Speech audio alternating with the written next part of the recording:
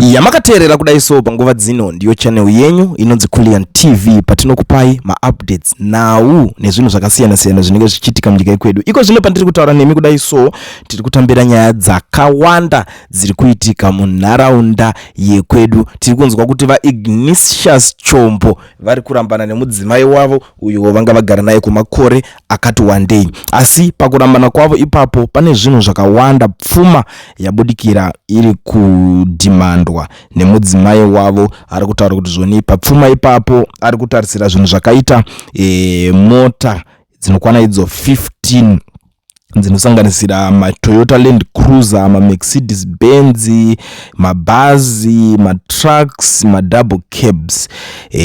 Imota dzese dziri kudiwa nemudzimai padivorce yayo yavari kuita.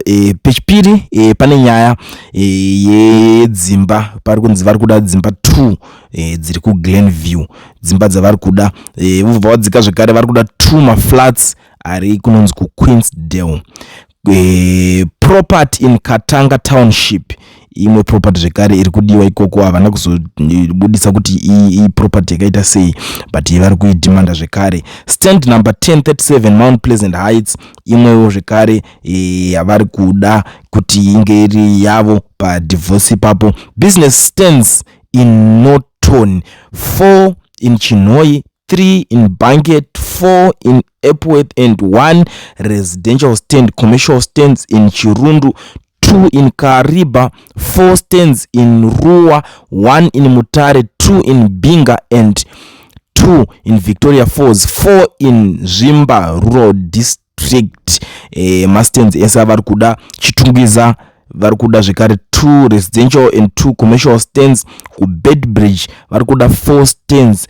20 stands in Croy Borodale vari kumada zvekare 20 mastands.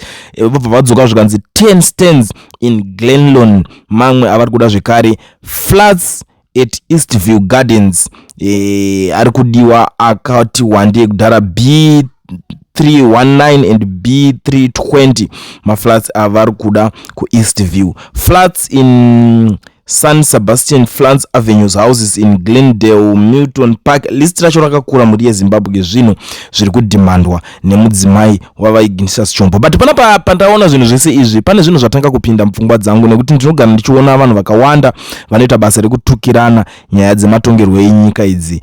Zvinotondirwadzawo kuona zvinhu zvakadaro, kuti saka kune vamwe vanhu vari kutokwanisa kuita upfumi hwakawanda kudaro vari mupolitics, upfumi hwakawanda kudai so vari mapoliticians. What more vanhu vese ava vanoswera vachitukana vachirwisana.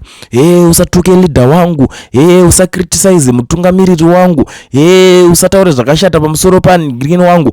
Asi nzara inenge iri kudzimba dzevanhu ivavo, uchiprotecta munhu kuti ange achiita pfuma yake. Ndiri kuona izvezvi pane imwe nyaya iri kutemesa musoro, nyaya iri kunetsa izvi, kuti ndanga ndiri kutobvunzwa navanhu vakawanda pachinzi chii chaungada kukomenda kana kutaurawo pamusoro penyaya iyoyo. Nyaya yaavo vanonzi Bishop Kevin Nyamakanga.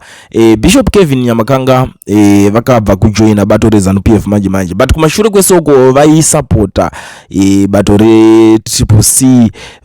Tobvunzwa zvichinzi saka muri bishop veCCC here kana kuti vechii, vachingoti ini ndiri bishop, vachita zvakawanda wanda, vachiparidza, vachifamba vachisupporta kumarufu, vachienda vachivhura mabhaibheri, vachivhura shoko, vachisimbisa, vachikanda zviprofita.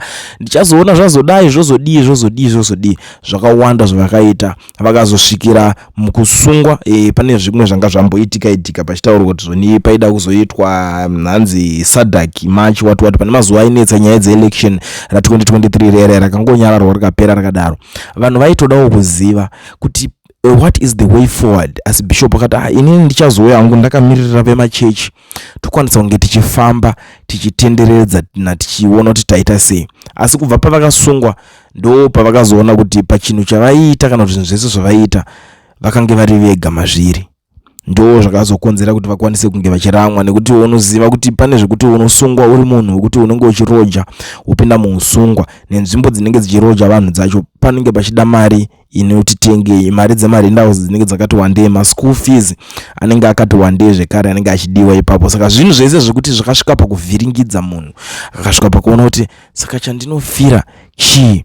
zviri nane nditese ndimbodzikama. So pavakadzikama ndo pavakazotangawo kufambirawo nyaya dzacho vachionawo kuti political situation yakamira sei. After everything I see a lot of people are now complaining, hey, why wazodaro, without asking the reasons. Inini zvangu panapa I always tell people kuti before you judge anyone you have time to understand, nzwisisa chii chiri kumboitika ko chakonzeresa kuti uite zvinhu zvichii. Nzwisisai, do not ignore people, musa ignore even my grievances anenge ane vanhu. Munhu kana achichema munomubvunza, taona muri kuchema chii. Zvinhu izvozvo zvese zvakakosha kuti zvinge zviripo zvichibvunzwa, zvichionekwa, vanhu zvichemo zvavo zvichita se zvichiiswa pakanaka, motonzwisisana monzwanana, vanhu vachipfurira kuenda kumberi. Asi chitarisai muone iko zvinezvi tiri pakati pekutaura zvinhu zvese izvozvo, vaIgnatius Chombo vanga variwo mumwe vakuru muzanu PF imomo. Tarisai muone upfumi huripo, zvinhu izvi zvanga zvisingafi zvakabuda pachena, nekuti mukadzi kana achidhimanda zvinhu izvi ari kudhimanda hafu yezvinhu zvavanenge vakashanda kana kuti hafu yezvinhu zvine murume wake. Wakatarisa zvese izvi ukangonzwa pakunzi pari kudhimandwa hafu, upfumi uyu ipfuma yakawanda. Chimwe chavasina kutodisclose chete mamillions kuti kana even pari pamari apa vanenge vachidhimandawo yakaita sei muma-US imomo. Ese ari kunzi maproperty kuchakati, residential and commercial wakati wati, maflats mamwe anenge achitorendwa nemaoffices, mamwe acho anenge atori mashops, dzimba dzinenge dzitori dzimba svino ava vake zvimba zvidimanga-manga, vakaisa matenants maroja pese pese. Inyika yese iyoyo anotori mabusiness pachawo iwaya ari kutaurwa. Tarisai muone upfumi hwavainawo, asi ndimunoswera muchitukirana zvematongerwo enyika. Gore rineri tiri kudzidzisana zvinhu zvinoshanda. Hakuna munhu achaswera achipedza nguva unless utoziva kuti kana vamwe unless utori toxic zvako. Zvakakosha kuti vanhu munyatsostudy kuona kuti politics dzacho dziri kumbobva nekupi dzichienda nekupi, because zvinhu zvekuZimbabwe zvika izvi munoona kupedza gore rese muchingotukirira vanhu asi chabuda hapana. Pakuda kuonekwa iwewe usati watukirira munhu, usati wabvunza munhu kana mimwe mibvunzo yakawanda kutoziva chaiko kuti zvinhu zviri kumbonyatsofamba sei, chii chiri kumbonyatsotora nzvimbo munyika yekwedu. Zvinhu izvozvo zvakakosha. Muri yeZimbabwe ndangoti ndingopfura panapa tichizivisana neminyaya idzodzi, ndozviziva kuti nyaya hadzipere, tinogona kuswerera pano tichionesana tichitaura zvinhu zvakawanda, asi chakakosha kuti mungewo muchiziva kuti chii chaakuitika munyika yekwedu. Vamwe ndoziva kuti munenge mava worried kuti Kuliend how far, Kuliend hausi kubatika, chii chiri kuitika, taona kuti pane mazuva usiri kuoneka chii chiri kuitika. Ndozviziva vamwe munogona kunge makapotsana nevidhio racho, asi ndakatoisa pandakatotaura ndikati zvoni muri yeZimbabwe tichamboitawo marenovations mustudio yedu, asi zvichinge zvazoperawo muchaona taita se tadzoka zvekare pascreen takuonekera, asi nhau ticharamba tichingokupai maupdates as usual. Hakuna chinhu chichajambira, ticharamba tichingotaura nemi tichikuzivisai nhasi zvadai mangwana zvadai. So muri yeZimbabwe, before I waste much of your time ndichitaura zvinhu zvakawanda, regedza ndishandise mukana uno kuzivisawo maZimbabweans vari munyika yeSouth Africa vanodawo kuregisterwa makambani nekuvhurirwa maFNB business accounts vasina mawork permits kana kuti mastudy permits. Ndiri kuti mazuva ano zvave nyore.